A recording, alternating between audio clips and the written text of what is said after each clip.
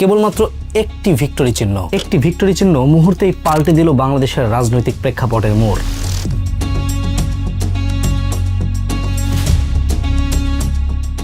শুধু মানুষটির নয়, গোটা রাজনৈতিক দলটির নিয়তিও লেখা হয়ে গেল এই একই সাথে।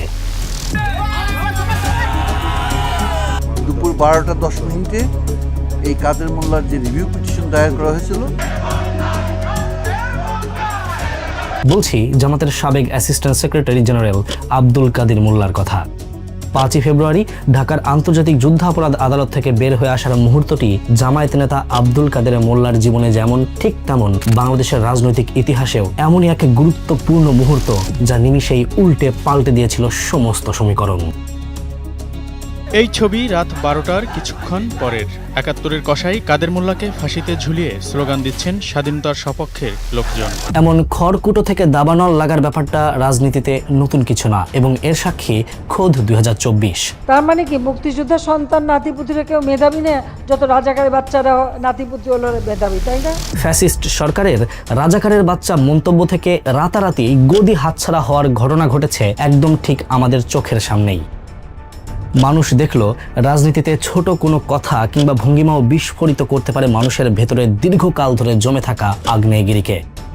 ঠিক এই আগ্নেয়গিরির আগুনেই মুক্তিযুদ্ধের যুদ্ধাপরাধীদের পুড়িয়ে দিতে 2013 সালে সৃষ্টি হয়েছিল শাহবাগের আন্দোলন এবং তার বিখ্যাত গণজাগরণ মঞ্চ। শাহবাগ নিয়ে যখন তর্ক বিতর্কে সরগম করছে প্রত্যেকটা সোশ্যাল মিডিয়া, খবরের কাগজের পাতা, তখন মনে প্রশ্ন আসতেই পারে যে কি এমন হয়েছিল শাহবাগে, বা এত কেন ডিবেট, এবং শাহবাগী ট্যাগটা লাগছে আসলে কাদের গায়ে। 2013 থেকে 2025 দীর্ঘ 12 বছরে শাহবাগ নিয়ে মানুষের দৃষ্টিকোণ পাল্টেছে কতটা, কারা এর পক্ষে আর কারাই বা এর প্রতিরোধে দাঁড়িয়েছে। আর এই সব কিছু মিলিয়েই আমাদের আজকের ভিডিও।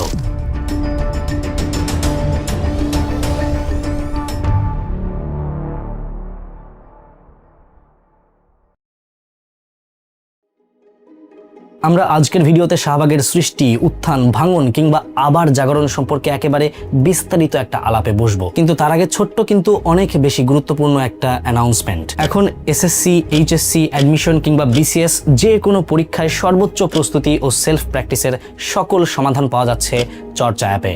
আপনাদের জানানোর আগে আমি নিজেও চর্চায় অ্যাকাউন্ট খুলেছি, ঘাটাঘাটি করে দেখেছি, এবং সবচেয়ে মজার বিষয় যেটা দেখলাম সেটা হচ্ছে এখন শুধু বিসিএস না, এসএসসি, এইচএসসি, অ্যাডমিশনের সকল স্টুডেন্টদের জন্য 10 লক্ষেরও বেশি প্রশ্নের ডাটাবেজ ক্রিয়েট করা আছে, যেখান থেকে একটা স্টুডেন্ট যতবার খুশি ততবার অধ্যায় ও টপিক ভিত্তিক পরীক্ষা দিয়ে নিজেকে যাচাই করতে পারবে। আমার মনে হয় আমরা অনেকেই হয়তো পর্যাপ্ত প্র্যাকটিসের অভাবে পরীক্ষায় ভালো করতে পারি না, এবং তাদের জন্য এইটা একটা সেরা সলিউশন হবে। আর শুধু তাই না, ওদের ডিজিটাল প্রশ্ন ব্যাংক সেকশনটা আমার কাছে লেগেছে সেরা। বিগত সকল বছরের বোর্ড প্রশ্ন, অ্যাডমিশন প্রশ্ন কিংবা বিসিএস এর প্রশ্নের সম্পূর্ণ ডিজিটাল ভার্সন অ্যাপের মধ্যেই পাওয়া যায়। আবার একজন স্টুডেন্ট পরীক্ষা দিয়ে সারা দেশের মধ্যে লিডার বোর্ড নিজেও দেখতে পারবেন যে আসলে তার অবস্থানটা কেমন। চর্চা অ্যাপের এই একাধিক ফিচার ও পরীক্ষার সেরা প্রস্তুতির জন্য যা যা প্রয়োজন তার সব ধরনের সুবিধাই কিন্তু পাওয়া যাচ্ছে শুধুমাত্র একটা সাবস্ক্রিপশনে। সাথে তামজিদ 25 কুপন কোড ইউজ করলেই পাবেন 25% ডিসকাউন্ট। অ্যাপটি ফ্রিতে ডাউনলোড করে ইনস্টল করুন, নিজেই দেখুন, যাচাই বাছাই করুন, এরপরে আপনি এই সাবস্ক্রিপশন নিতেই পারেন।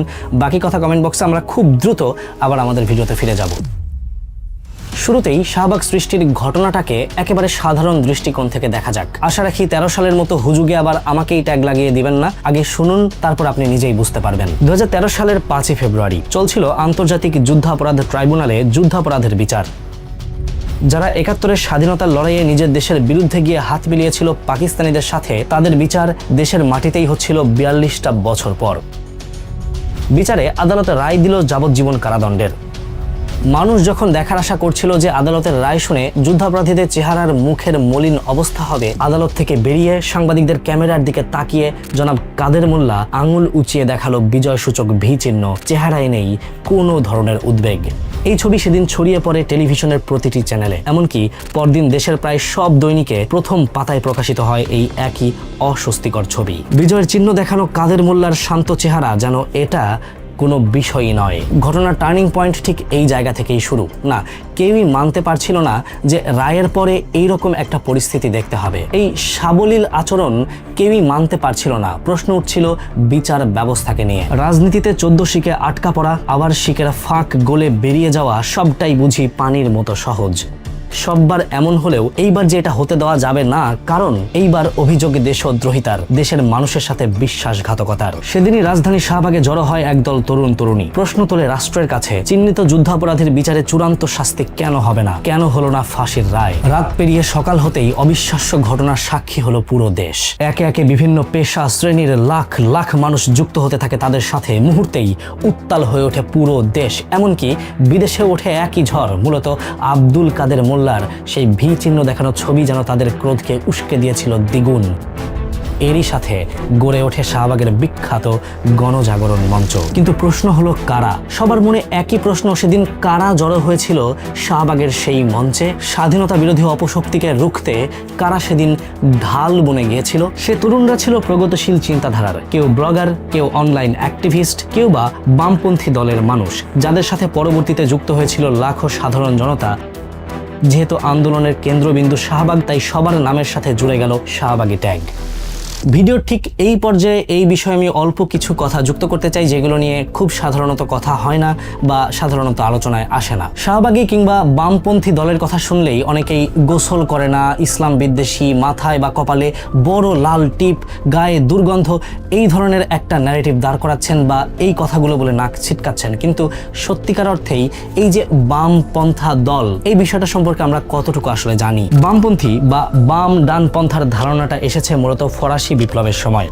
ফরাসি এস্টেটের সময় বাম দিকে বসতো বিরোধী দল আর ডান দিকে বসতো শাসক দল। বাম দিকে বসার কারণে তাদের বলা হতো বামপন্থী। বামপন্থাকে সাধারণত উদারনীতিবাদ, সমাজতান্ত্রিক বা প্রগতিশীলতার সাথে মেলানো হতো, আর ডানপন্থাকে মেলানো হতো প্রথাগত রক্ষণশীল বা রাজতন্ত্রবাদীদের সাথে। যেখানে বামপন্থীদের মূল লক্ষ্য সামাজিক গণতন্ত্র, অন্যায়ের বিরুদ্ধে জাগরণ, প্রত্যেকটা মানুষের অধিকারের পক্ষে কথা বলা, উদারনীতি, সেখানে কিছু মানুষের মাথামোটা ভুল কর্মকাণ্ডের জন্য কলঙ্কিত হচ্ছে, দূষিত হচ্ছে বামপন্থার মতো সব মানুষের জন্য সমান অধিকার নিয়ে কথা বলা এই আইডিয়াটাই। শাহবাগে জড়ো হওয়া মানুষগুলোর ভেতরে কেউ ছিল ধর্মীয় অনুশাসনে বিশ্বাসী, কেউ ছিল লীগ বিরোধী, কেউ বা মানবতার কাণ্ডারি। এদের কেউ সেদিন রাজনৈতিক মতাদর্শ ফলাতে জড়ো হয়নি, একত্রিত হয়েছিল দেশদ্রোহিতার ন্যায্য বিচারের দাবিতে। কিন্তু নিঃস্বার্থ এই আন্দোলনকে রাজনীতির কুটচালে জড়াতে খুব বেশি সময় লাগলো না। যখনই নিরপেক্ষভাবে আন্দোলন করা তরুণরা বুঝতে পারলো যে তাদেরকে রাজনৈতিক পারপাসে ব্যবহার করা হচ্ছে, মোদ্দা কথা অপব্যবহার করা হচ্ছে, তখনই কিন্তু অনেকেই সরে এসেছিলেন সেখান থেকে। পরবর্তীতে ছাত্রলীগই এই মঞ্চ নিয়ন্ত্রণ করেছে। এই ধরনের একটা দাবিতে গণজাগরণ মঞ্চের কৃতিত্ব নিতে এসেছে কখনো ছাত্রলীগের সভাপতি বা কখনো ক্ষমতাসীন আওয়ামী লীগ দলের সঙ্গে ভালো সম্পর্ক বা নৈকট্য থাকা ইমরান এইচ সরকার। অনেকের মতে ক্ষমতাসীন আওয়ামী লীগের সঙ্গে ভালো সম্পর্ক এবং নৈকট্য থাকার কারণেই আওয়ামী লীগের পক্ষ থেকে ইমরান এইচ সরকারকে সামনে ঠেলে দেওয়া হয়েছিল, যাতে শাহবাগ আন্দোলন আওয়ামী লীগের নিয়ন্ত্রণে থাকে। শুধু কি নেতা, এই আন্দোলনের সাথে জড়িত থাকার অভিযোগ আছে আইন শৃঙ্খলা বাহিনী বা গোয়েন্দা বাহিনীরও। শুরুটা প্রগতিশীল দেশপ্রেমের চেতনা আঁকড়ে ধরা তরুণদের দিয়ে শুরু হলেও কিছুদিনের মধ্যেই নিজের স্বকীয়তা হারায় শাহবাগের আন্দোলন। এটা তো হবারই ছিল, কারণ পুরো বিষয়টার গোড়াতেই ছিল গন্ডগোল। তখন ঠিক বোঝা না গেলেও আজ 12 বছর পর এসে 2025 সালে দাঁড়িয়ে আগের চিত্রের দিকে তাকালে চোখে পড়ে ফ্যাসিস্ট সরকারের সূক্ষ্ম জাল বেছানো একটা কঠিন নীল নকশা ছিল শাহবাগ 2013। তরুণদের দেশপ্রেমকে পুঁজি করে নিজেদের রাজনৈতিক স্বার্থ হাসিল করে ফেলা হলো কতই না সহজে। পরিকল্পনার এই নীল নকশা বুঝতে আগে বুঝতে হবে আওয়ামী লীগের স্বার্থটা কি ছিল, কেন মরিয়া হয়ে উঠে পড়ে লেগেছিল সর্বোচ্চ শাস্তির জন্য। এটা কি শুধুই দেশপ্রেম, নাকি ফাঁকা মাঠে গোল দেওয়ার ব্যাকগ্রাউন্ড তৈরি? ওকে, আমি বিষয়টাকে একেবারে ভেঙে বোঝাচ্ছি, কিন্তু তার আগে আমাদেরকে বুঝতে হবে আওয়ামী লীগের সাথে জামায়াতের সম্পর্কটা কি। নিজের প্রতিপক্ষকে একদম চিরতরে রাস্তা থেকে সরানো আওয়ামী লীগ সরকারের জন্য ডাল ভাত। বিগত 17 বছরে এর হাজার হাজার উদাহরণ রেখে গেছে দলটি, কিন্তু রাজনৈতিক প্রেক্ষাপটে এই চক্রান্ত বাস্তবায়ন করা একটু হলেও কঠিন। আচ্ছা, আমি বারবার চক্রান্ত শব্দটা কেন বলছি একটু খেয়াল করে দেখুন তো। 2013-তে জামাতের বিপক্ষে আওয়ামী লীগ সরকারের যে কঠিন চেহারা দেখা গিয়েছে তা সবসময় কি এমনটাই ছিল? ব্যাপারটা কিন্তু আসলে একদম এরকম না। যুদ্ধাপরাধের কালিমা পরিষ্কারভাবে গায়ে জড়িয়ে থাকা সত্ত্বেও বিভিন্ন রাজনৈতিক অদল বদল প্রেক্ষাপটের মাধ্যমে 1979 সালে আবার রাজনীতির মাঠে আসার স্বীকৃতি পায় জামায়াত। অবাক করা ব্যাপার হচ্ছে 2013-তে যাদেরকে যুদ্ধাপরাধী বলে গলার রগ ফোলাচ্ছিল আওয়ামী লীগ সরকার, তারাও ঠিকই রাজনৈতিক দল হিসেবে মেনে নেয় জামায়াতকে, যার প্রমাণ এরশাদ বিরোধী আন্দোলন। এই আন্দোলনের সময় আওয়ামী লীগ, বিএনপি, জামায়াত তিনটি দলই কিন্তু একসাথে আন্দোলন করেছিল, তাও আবার হাতে হাত রেখে কাঁধে কাঁধ মিলিয়ে। আবার 1991 সাল, স্বাধীনতার কেবলমাত্র 20 বছর। বিএনপি নির্বাচিত সরকার হওয়ার কয়েক বছরের মধ্যেই আওয়ামী লীগ সরকার পতনের আন্দোলনের ডাক দেয়। জামায়াতও শরিক হয় একই আন্দোলনে। আর এই খেলাটা অনেক ইন্টারেস্টিং। আমার কাছে বাংলাদেশের রাজনীতিতে ঘটে যাওয়া সবচাইতে ইন্টারেস্টিং একটা পলিটিক্যাল মুভ। আওয়ামী লীগের লক্ষ্য ছিল বিএনপি ও জামায়াতের জুটিটি ভাঙা, অপরদিকে জামায়াতের লক্ষ্য ছিল রাজনীতিতে আওয়ামী লীগের সার্টিফিকেট পাওয়া। কেয়ারটেকার সরকারের দাবিতে জামায়াত ও আওয়ামী লীগ উভয় পক্ষ মিলিতভাবে আন্দোলন করে। এমনকি কেয়ারটেকার সরকার প্রতিষ্ঠার আন্দোলনের সময় জনাব মুজাহিদের সাথে টেলিফোনে শেখ হাসিনার অসংখ্যবার কথাও হয়। তো এই আন্দোলন সার্থক হলে তত্ত্বাবধায়ক সরকারের অধীনে নির্বাচনও হয়। খেয়াল করে দেখুন, এবারও কিন্তু আওয়ামী লীগ এবং জামায়াত কাঁধে কাঁধ মিলিয়ে ব্যাপারটাকে হাসিল করেছে। ব্যাপারটা পজিটিভ নাকি নেগেটিভ সেই আলাপ আলোচনায় ঠিক এই মুহূর্তে আমি যাব না, কিন্তু একটা বিষয় কিন্তু সবার কাছেই গ্রহণযোগ্য এবং পরিষ্কার, বাংলাদেশ একটা মুসলিম প্রধান দেশ এবং এই মুসলিম প্রধান জাতি কিংবা মানুষ ধর্মীয় লেবাসের পোশাক পরিহিত মানুষকে বেশি পছন্দ করে, যেটা খুবই স্বাভাবিক একটা বিষয়।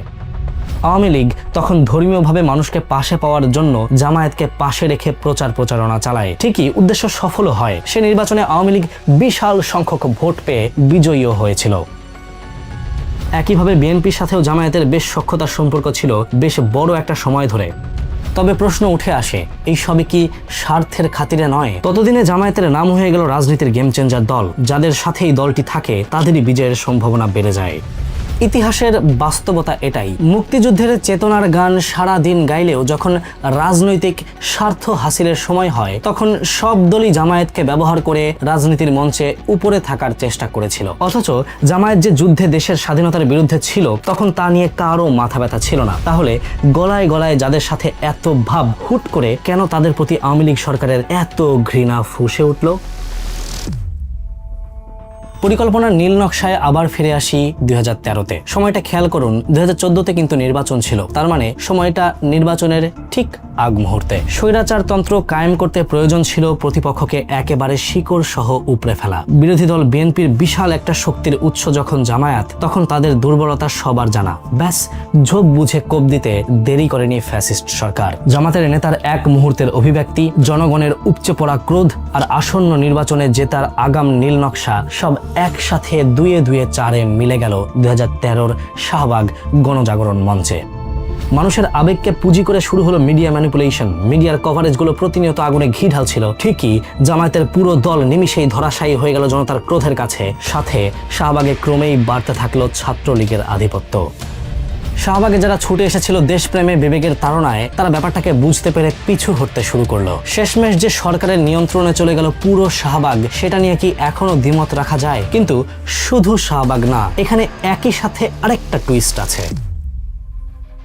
শাহবাগ নিয়ে বিতর্ক যেখানে থাকবে সেখানে শাপলা চত্বরের বিভীষিকার কথা আসবেই। কিন্তু কোন যোগসূত্রে গাথা এই দুইটি ইস্যু? শাহবাগের গণজাগরণ মঞ্চে অনলাইন অ্যাক্টিভিস্ট এবং বিভিন্ন ছাত্র সংগঠনের নেতারা বেশি সম্পৃক্ত ছিল। এদের মধ্যে বামপন্থী বিভিন্ন ছাত্র সংগঠনের নেতা কর্মীদের পদচারণা ছিল অনেক। কিন্তু বামপন্থীদের তকমা নিয়ে কিছু শেয়াল রূপী মানুষ সেদিনও মিশেছিল ভিড়ে। সত্যিকারের বামপন্থায় যেখানে উদার নীতি শেখায়, সেখানে কিছু ব্লগার ইসলাম এবং মুহাম্মদ সাল্লাল্লাহু আলাইহি ওয়াসাল্লামকে কটূক্তি করে অসহিষ্ণুতার পরিচয় দিল কয়েকদিন পরেই। উদ্দেশ্য ইসলামোফোবিয়ার প্রচার। এরপর যা হবার তাই হলো। ধর্মের উপর আঘাত মেনে নিতে পারল না ধর্মপ্রাণ মানুষ। 5ই মে ঢাকার বিভিন্ন প্রান্ত দিয়ে ঢোকা সারা দেশের মানুষ একত্রিত হলো ঢাকার বাণিজ্যিক কেন্দ্র শাপলা চত্বরে। মূলত 13 দফা দাবি তুলে হেফাজতে ইসলাম ওই কর্মসূচি দিয়েছিল। সেই রাতে রাজধানীর অন্যতম বাণিজ্যিক এলাকা মতিঝিলের শাপলা চত্বর ঘিরে তৈরি হয়েছিল এক ভীতিকর পরিবেশ। পুলিশ, র্যাব, সীমান্তরক্ষী বাহিনী, বিজিবির অভিযানে শুরু হয়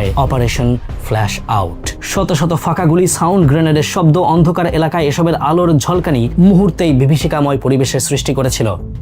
2013 সালের 5ই মের সহিংসতা এবং পরদিন 6ই মে 2 দিনে সারা দেশে সহিংসতায় 28 জনের নিহত হওয়ার কথা বলেছিল স্বরাষ্ট্র মন্ত্রণালয়। যদিও সংখ্যাটা একেবারে বিশ্বাসযোগ্য নয়, কারণ ভিডিও ফুটেজ, ছবি এবং অন্যান্য আলামত দেখে যে কেউ প্রশ্ন তুলতেই পারে, সংখ্যাটা কি আসলেই 28 নাকি এর চাইতেও আরো অনেক গুণ বেশি? শাহবাগের একাংশ যারা কিনা মানবতাবাদী, উদারপন্থায় বিশ্বাসী, ব্যানার ফেস্টুন নিয়ে তারা এই রাতে অন্ধকারে ঘটানো নির্যাতনের বিরুদ্ধে রাস্তায় নামলো, প্রতিবাদও করলো। কিন্তু আরেকটি বড় অংশ ক্রমাগত উস্কে দিচ্ছিল ইসলামোফোবিয়া, ধর্মভিত্তিক রাজনীতির প্রতি ঘৃণা। সরকারের নির্যাতনকে দিচ্ছিল বৈধতা। এমনকি হেফাজতের নেতাকর্মীদের উপর এই যে একটা হামলা, আক্রমণ আইন শৃঙ্খলা রক্ষাকারী বাহিনী সেদিন করেছিল, সেই পরিকল্পনার সাথে গণজাগরণ মঞ্চের নেতা ইমরান এইচ সরকারের সম্পৃক্ততার কথা উল্লেখ রয়েছে তৎকালীন আইজিপি শহীদুল হকের লেখা একটি বইতে। তাহলে কি বলা যায় না যে মতিঝিলের শাপলা চত্বরে সেই নির্যাতনের সাথে সম্পৃক্ত ছিল শাহবাগের গণজাগরণ মঞ্চ? শাহবাগে সৃষ্ট মবক্রেসিতে দেশের আইন রাতারাতি পাল্টে ফেলে শাস্তির বিধান পাল্টানো আর শাপলা চত্বরের আরেক মবক্রেসিতে নির্বিচারে মেরে দমিয়ে ফেলা শুধু শাহবাগ থেকে শাপলা নয়, গোটা দেশের সামনে শাহবাগের সত্যিকারের চেহারা তুলে ধরল।